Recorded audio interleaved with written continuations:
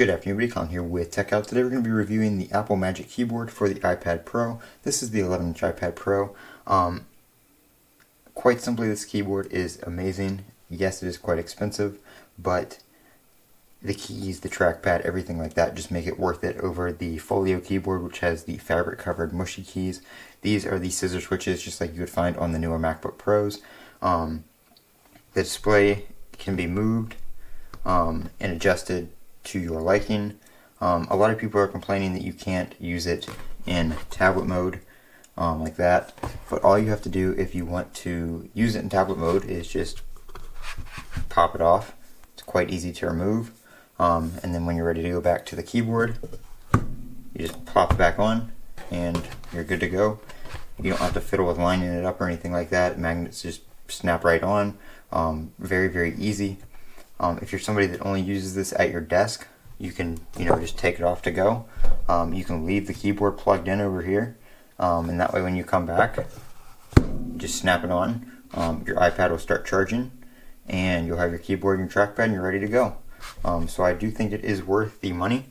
The gestures and everything work very well. Going home, you can use the keyboard shortcuts to go home. There's keyboard shortcuts to put it to sleep. You can enter your passcode, or you can use Face ID. Face ID does work just fine on portrait mode like this when I'm not, behind the camera.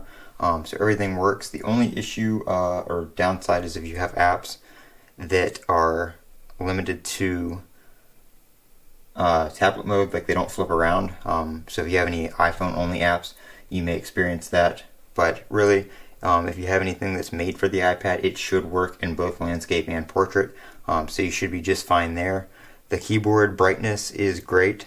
If you go down to keyboard, hardware keyboard right here, you can adjust the brightness. I have these bright lights on, so the lights are turned off and you can't turn them on. But if you were in a darker environment, you can adjust the brightness of the keys to your liking. You can also change the modifier keys down here on the bottom. So like the globe key, I don't use that for anything really, so I have it set to the escape key so I can use it like that because there is no function row or escape key on the keyboard. You can also set your trackpad settings down here for natural scrolling. So like when I scroll up, it actually scrolls up rather than if I scroll up it going down. You can adjust your tracking speed right here, your tap to click, and your 2-finger secondary click. So the 2-finger secondary click is like if you were to hold on something and get the copy and paste menu. You can also 2-finger click on an app icon, and that will bring up like your 3D touch or your whatever they're calling it now that there's no 3D touch. But it'll bring up that, so you can still get to that menu and everything without touching the screen. So you can do 99% of the stuff on your iPad with just the keyboard and trackpad. It's made that well. The only app I have an issue with is the YouTube app. I can't, like when you're playing a video, you can't go, exit a video.